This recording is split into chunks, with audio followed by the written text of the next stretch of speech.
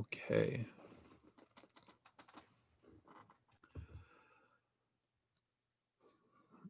So as people are filtering in, I'm just going to go over the ground rules again for everything. So all of our presenters have a 10-minute time limit. I will jump in at 9 minutes, unless I see that you are already in the process of wrapping up. I'll jump in at 9 minutes and be the voice of God and say you have 1 minute remaining. If people in attendance have any questions, please feel free to post them in the Q&A box at the bottom, and we will address all of those with whatever time we have remaining at the end. We're going to go in order of the program. So that means that we are going to start off today with secondary victimization and the state of the literature. Dequan, whenever you're ready, the floor is yours. All right. So I switched my title up a little bit to Understanding Secondary Victimization. Anyway, my name is Dequan. I'm from Florida State University, and I'm going to talk about secondary victimization. So I just kind of start off with my abstract now, and I kind of modified this as well, but it starts with, so this presentation serves to contribute to the literature aimed at identifying, understanding, and addressing the implications of secondary victimization, not only for the benefit of victims, but also for the benefit of the criminal justice system. This presentation examines the consequences of secondary victimization with particular attention to the treatment of victims of violence, procedural injustices, and formal practices that contribute to this issue. Through identifying these issues and their effects, this presentation aims to expand the literature of secondary victimization and contribute to a more informed criminal justice system and the practices within it. Such discussions can assist in guiding future policy direction and dialogues about the handling of victims within the criminal justice system. So just a quick introduction. So criminology has a very tough job because it has to kind of explain all of the different elements of crime. And with that, we see that a lot of the earlier research kind of ignored the role of victims. But since its inception, we've kind of developed victimology, which puts specific focus on victims and the relationship that victims have with all of the different members that are involved, all the different parties involved in the crime. And one of these really complex relationships that I'm going to be taking a look at is the relationship between the criminal justice system and the treatment of victims of victims of violent crimes. And this presentation kind of focuses specifically on the poor treatment of victims within the criminal justice system through a process known as secondary victimization. Now, secondary victimization, which I'll explain a little bit more later, are just these attitudes and behaviors from the actors within the criminal justice system that produce this re-victimization effect through its treatment of the victims by like victim blaming, not believing the victim, and other like insensitive behaviors that can produce this re-victimization. Just a quick history of sexual assault and the justice system. I'm going to pick this up starting in the second wave of feminism that kind of began in the 50s and 60s, and it kind of coincided with other movements at the time, like the anti-Vietnam War and the Civil Rights Movement. But most importantly, at least for this presentation, was the anti-rape movement that was also involved kind of in that second wave of feminism during the 60s and 70s. And with that second wave and the anti-rape movement, we saw a sweeping amount of rape-targeted legislation, including we saw a change in the definition of rape to more gender neutral, so where it can include male victims. We saw the National Organization of Women, which was founded in 1968. We got this opening of rape crisis centers starting in 1972. We got the National Coalition Against Women, which was opened, the National Coalition Against Sexual Assault, which was developed in 1978. We got rape shield laws. Rape shield laws prevent prosecutors from discrediting witnesses based on their sexual history unless it's deemed by a judge to be crucial to the process. And in 1994, we saw the enactment of the Violence Against Women Act, which kind of funded the rape prevention education program, which do a lot of stuff to kind of educate people about sexual assault and victimization.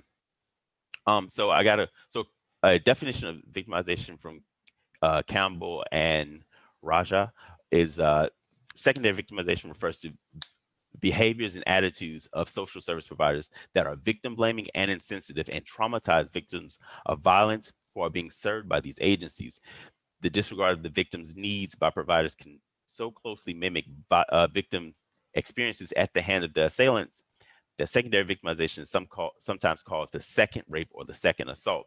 So the thing about secondary victimization that is so damaging, though, is that these people go to the justice system in order to heal and in order to improve and move past these experiences, and then they get that secondary victimization from the justice system. So a lot of the research just kind of focuses on the relationship between law enforcement and the justice system and the victim and the mental health outcomes that result from that interaction.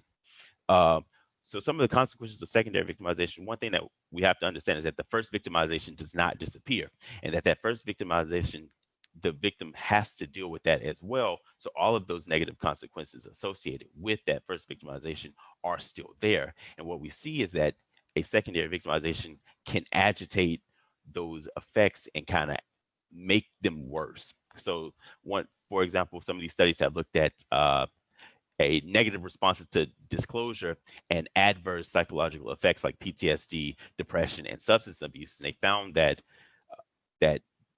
having these negative reactions can increase those effects. Now, a lot of these studies didn't focus specifically on law enforcement. However, it did focus on just negative reactions in general. So if law enforcement are showing those reactions, they can have these aggravating effects.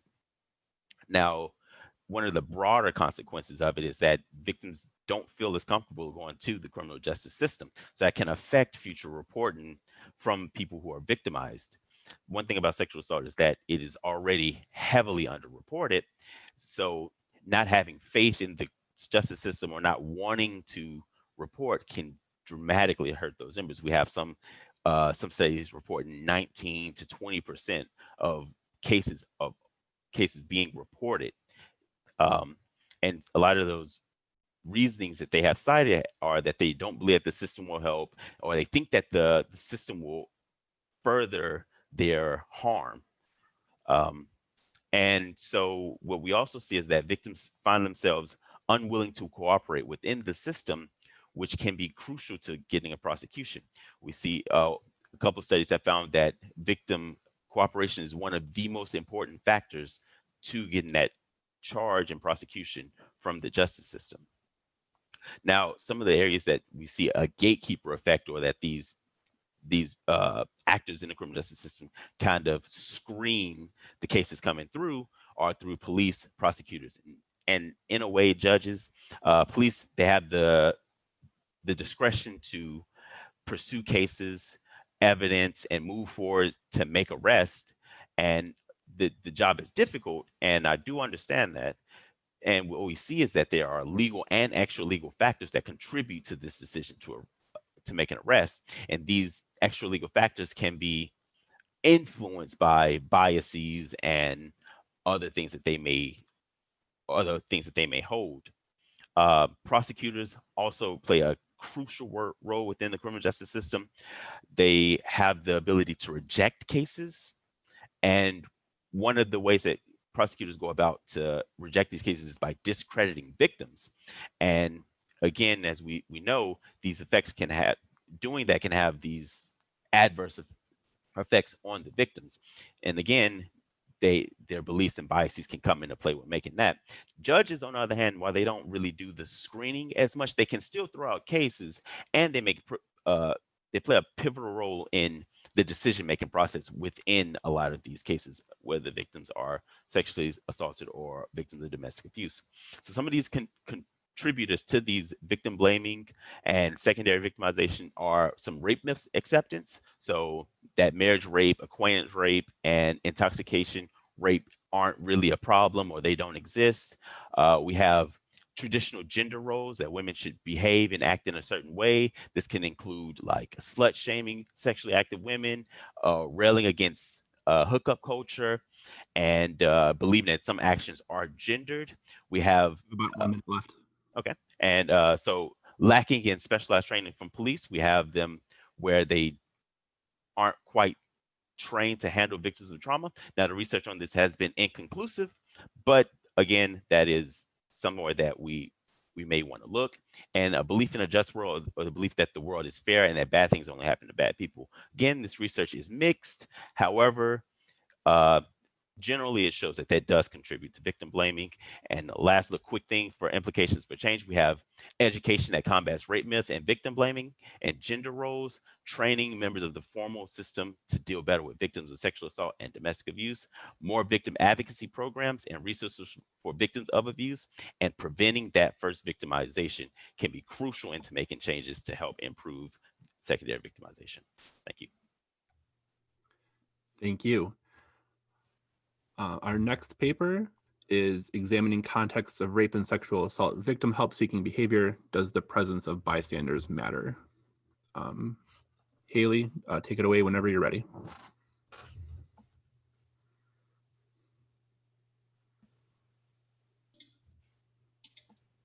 Now you all should see me. So my name's Hailey. I want to thank you all for being here this morning, and I'll be talking about contexts of rape and sexual assault victim help-seeking behaviors and how bystanders play a role in that.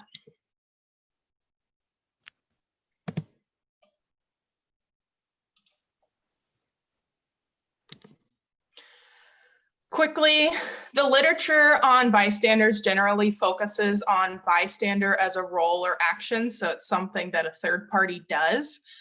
The research also focuses on the effectiveness of bystander intervention training. So a lot of it is surveying or looking at people who have yet to undergo bystander intervention training. They survey them and then ask afterward, and this is about how likely are you to intervene in certain situations, things like that. It also covers reporting characteristics. These include victim characteristics, offender characteristics, and incident level characteristics. And then there is some literature that focuses on help seeking, more specifically who victims are most likely to reach out to and who they reach out to first. So the gap that I hope to really lean into and help fill is the victim behavior when a bystander is present. So rather than having the bystander be the focus, it's actually the victim and their behavior. So, like I said, much work on bystander presence has been conducted, but it's generally variable oriented. So it focuses on the specific role of each variable. And when we do regressions and things like that, we assume independence among the variables, but we know in reality, right, that variables aren't all independent of each other. So the strength of this is that it accounts for all these variables and puts them together into what we actually see in the data. So the purpose of this research is to identify and investigate the dominant situational contexts that include reporting and seeking help for rape and sexual assault, and seeing if they differ when bystanders are present or not. My two main research questions that are guiding me are, do the contexts, including help-seeking behaviors by victims of rape and sexual assault, differ on bystander presence?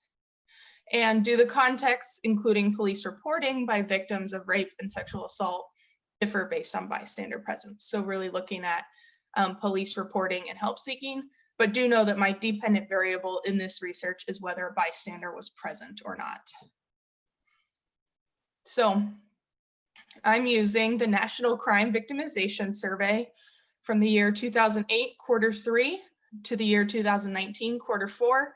The reason I have those years is because 2008, quarter 3 was the first time a few of my help-seeking variables were found in the NCVS or included in the NCVS. The strengths of the NCVS is that it's nationally representative for non-institutionalized persons over the age of 12. It has a large sample and high response rates. My sample is restricted to white, non-Hispanic females who were raped or sexually assaulted by men. There's just not a lot of variation in the data, so limiting to this group just makes it easier. Rape and sexual assault includes attempted, completed, and threatened. This gives me a final unweighted sample of 601 rapes and sexual assaults. So like I said, my dependent variable is bystander presence. And know that the NCVS bystander is a third party who is not the victim nor the offenders. And then I have the situational context constructed using victimization reported to police, victim, whether they sought help or not, the victim-offender relationship, the location of the rape or sexual assault, and the time of day that the rape or sexual assault occurred. So I'm using conjunctive analysis of case configurations, or CACC, and I base this on comparative approaches that are utilized in qualitative and quantitative analysis, which identifies a dominant situational context in which a particular outcome is present. This is just a quick table of my descriptives.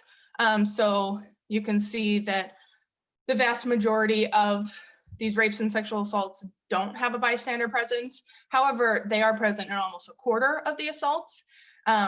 Most victims don't seek help. Most victims don't report to police. Most victims, the offender is known to them. Most assaults happen at or near the victim's home. And time of day is actually pretty spread, but just over half happen at night. There were 288 contexts that were theoretically possible in the data, and this is just calculated by multiplying all the different options for each variable. Only 93 contexts actually existed in the data, and as described by Mithi, I utilize the rule of 10, meaning that I examine only contexts that appear 10 or more times in the data, and this left 17 cases shown in my matrix. So this is my matrix of contexts. And again, these are contexts that actually appear in the data. I have them organized by percentage with a bystander. So 71% of contexts, the victim had a bystander present and the victim did not report to police, did not seek help. It happened in a commercial parking lot. The victim-offender relationship is unknown and it happened at night. And again, like I said, 71% of those had bystanders present. And 21 contexts or cases had these contexts. The highest number of cases we had with this 65 is this context here, where again, victims did not report to police. They did not seek help. It happened at or near their home. The victim-offender relationship, the victim knew the offender at night, and only 17% of these had a bystander present. And then down here, we can see that no bystander was present in either of these contexts.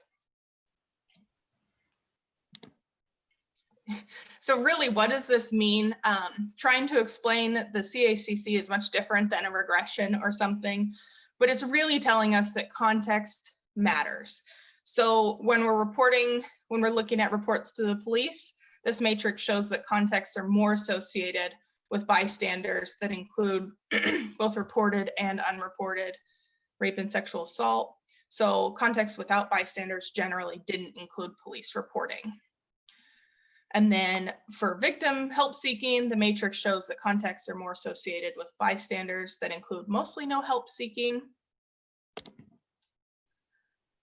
So how does this relate to the existing literature? Existing literature suggests that bystanders are likely to and expected to intervene, and that this expectation to intervene increases when bystanders have gone through an intervention training.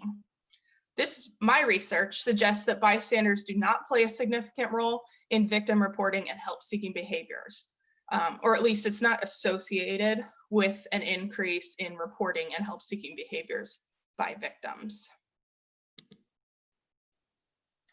That is my presentation. Thank you again for coming, and I have my contact info here if you have more questions for me or suggestions. All right, thank you so much, Hailey.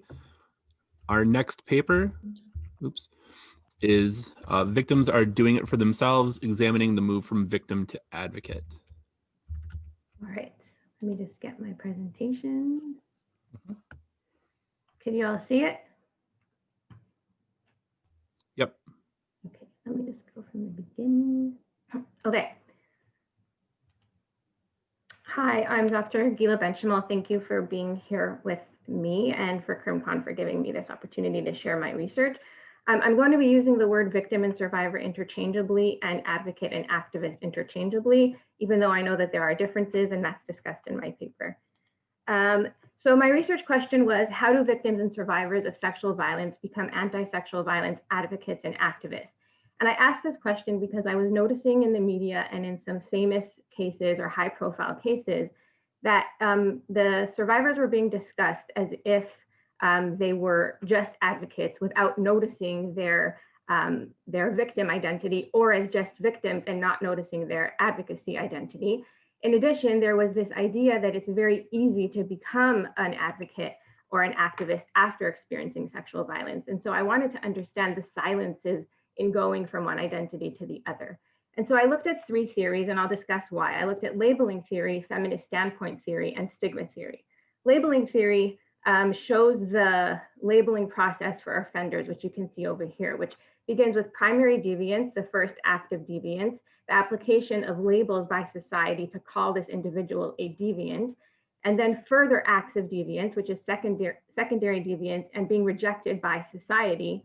Then the individual deviant internalizes these messages that they are a deviant, and they realign their identity to say, I'm no longer a functional or accepted member of society, I'm now a deviant person. And then they join the deviant subculture, joining others that are like them. And then they increase their acts of deviance. But it only really talks about offenders, and it does not talk about victims at all. And so I looked at feminist standpoint theory to see how they understand sexual violence. And what I saw there was a similar process of the victim label, which is a person is victimized, and when they disclose, they are often then given the victim label by society or by the person that they disclose to, even if they themselves have not accepted or acknowledged that they are a victim, or don't want to acknowledge that they are a victim or take that label on. Oftentimes when they disclose, there is secondary victimization and rejection by society because they are a victim or because how they respond to their victimization. And then oftentimes they might internalize this label of being a victim, and that alters their status.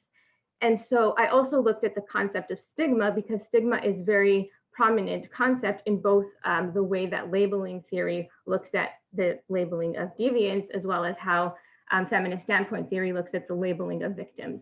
But what was missing from this is there an ability to overcome? Where is victim agency? Is there any resilience or resistance to these kinds of labels? And so I read about Kitsuse's idea of tertiary deviance, which is when a deviant confronts, assesses, and rejects the negative identity. And they transform that identity into something positive.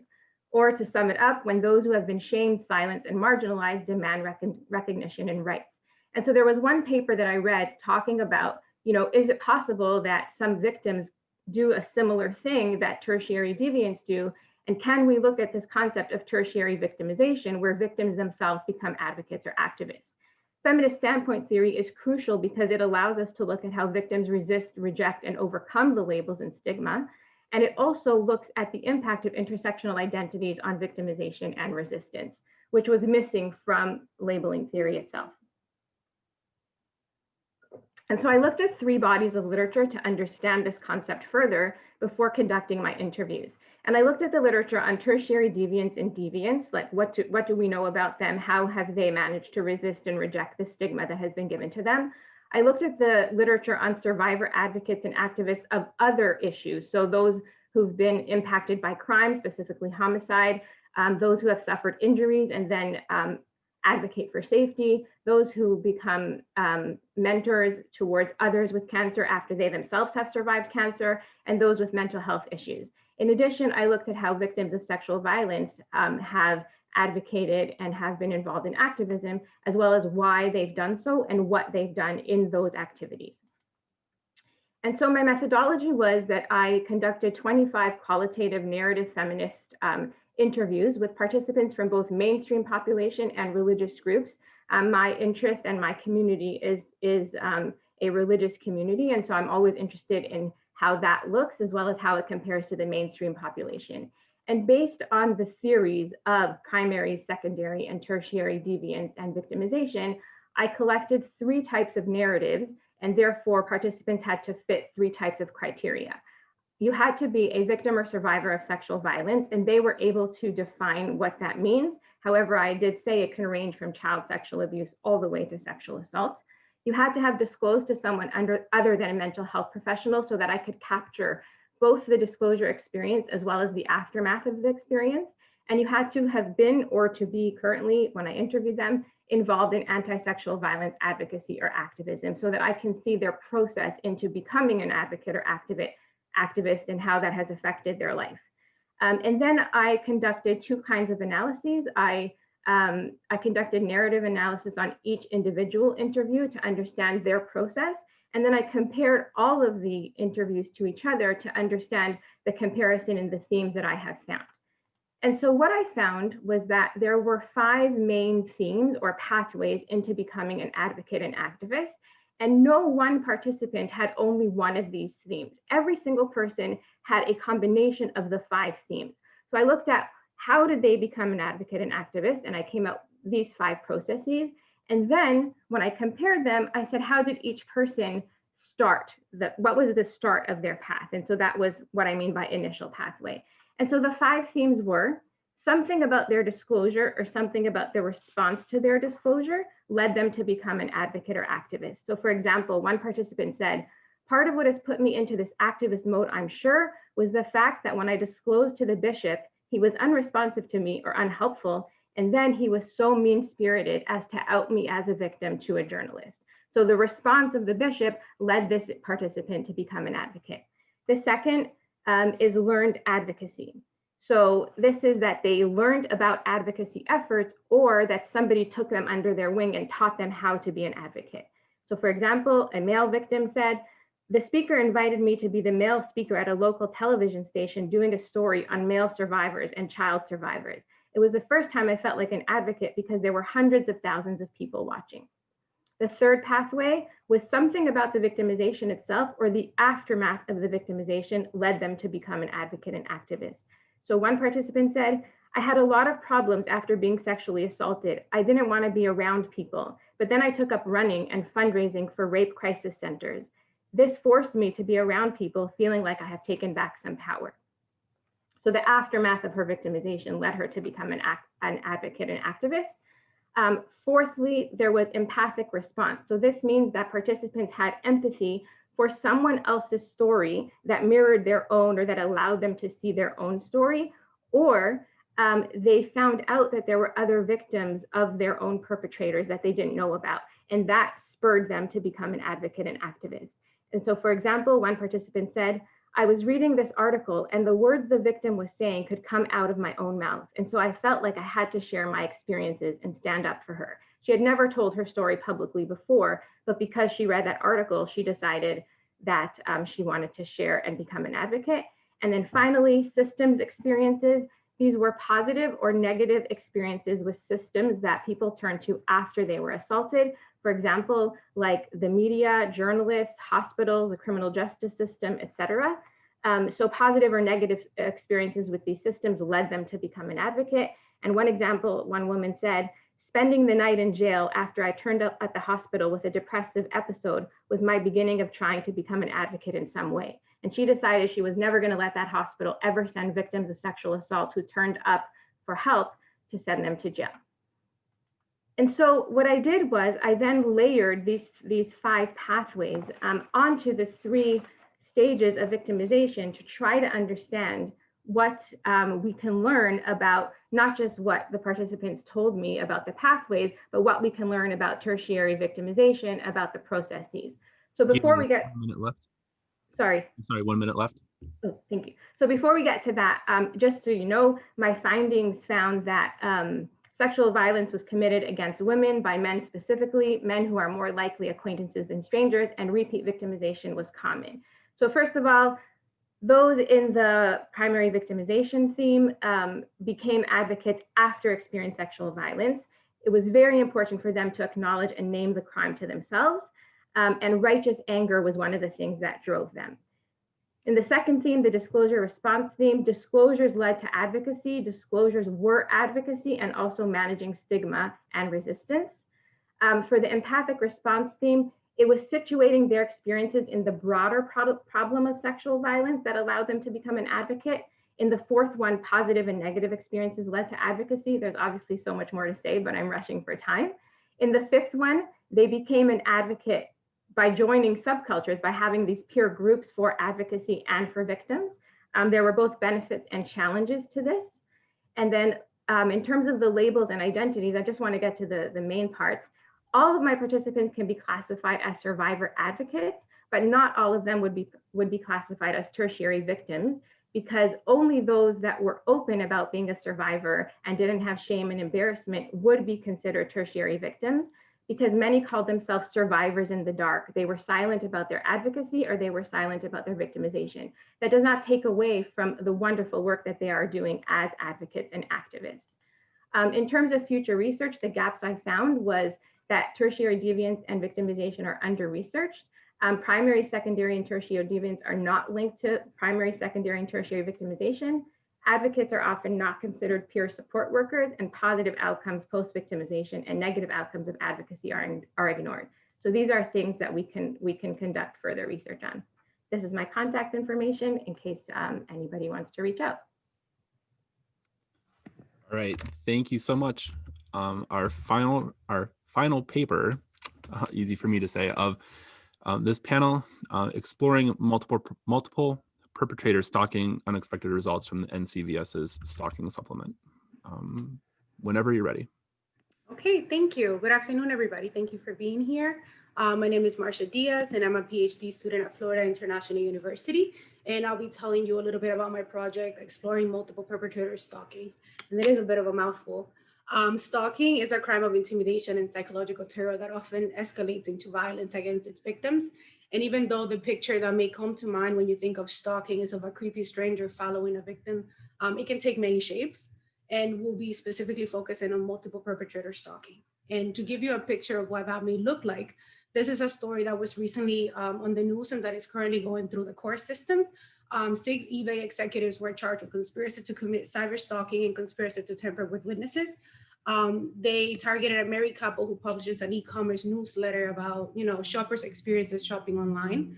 And after they published an article about eBay in August 2019, they decided to target these victims. The victims were sent a preserved fetal pig, a bloody Halloween mask, funeral wreath, a book about dealing with the loss of a spouse, and pornography. They were also sent threatening messages over Twitter, and the defendants attempted to break into their home to install a GPS device on their car. So this gives you an idea of how multiple perpetrators, multiple stalkers can harass a victim. So stalking legally is defined as 2 or more incidents directed at a specific person that cause emotional distress or makes them fear for the safety of a third person. An estimate suggests that about 24.8 million people have experienced stalking in the United States.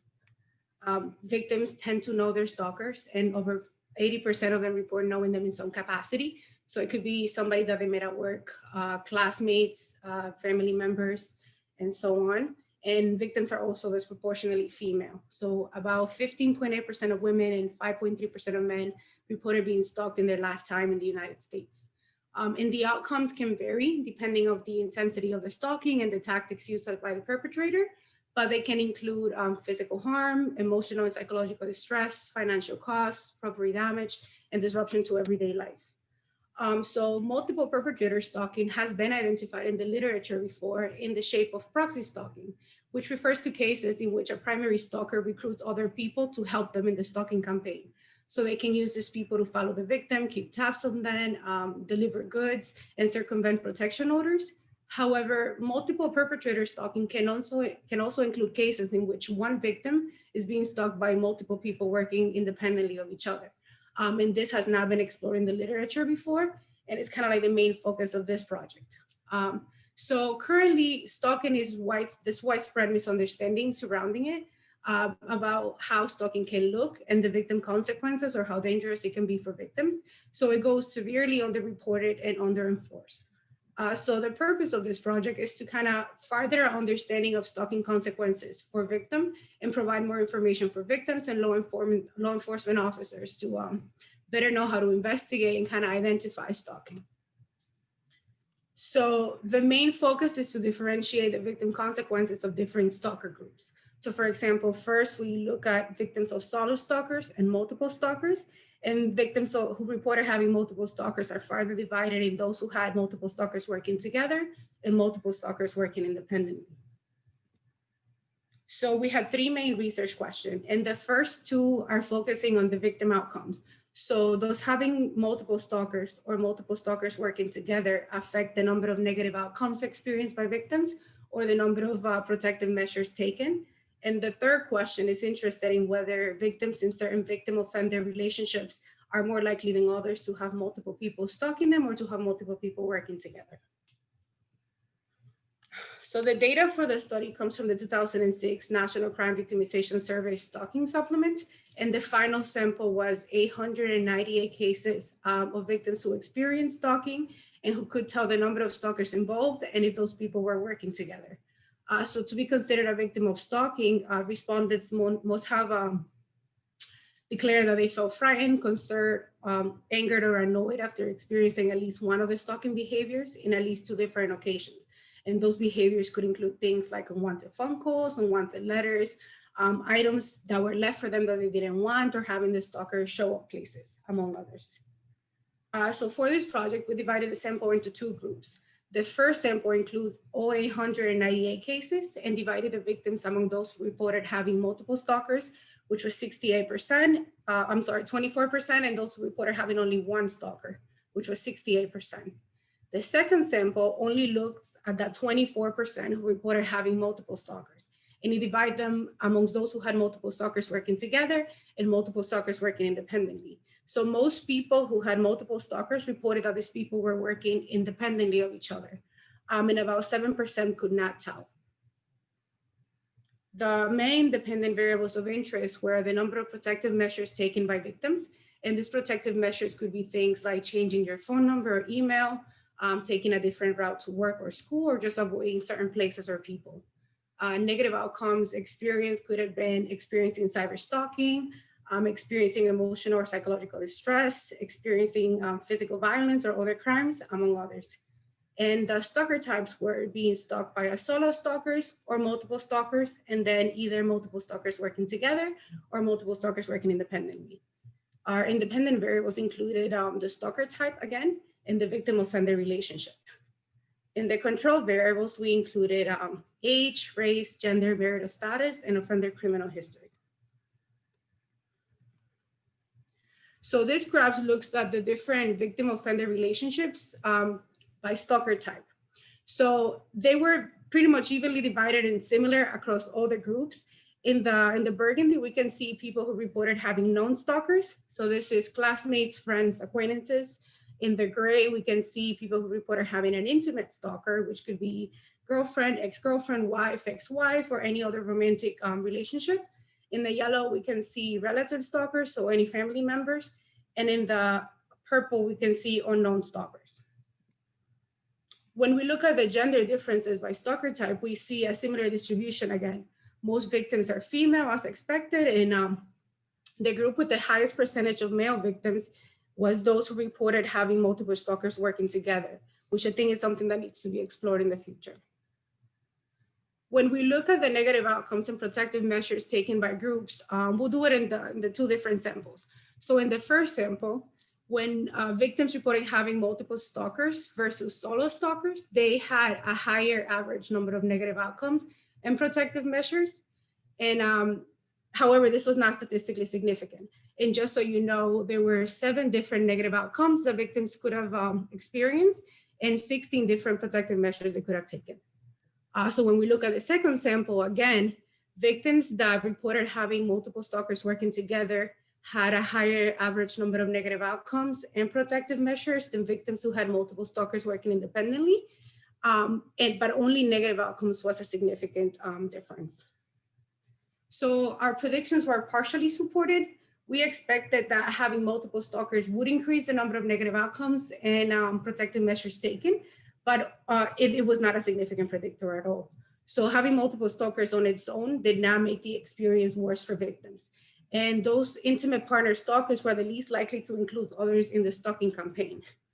When we look at having multiple stalkers working together, it was a significant predictor of the number of negative outcomes experienced for victims.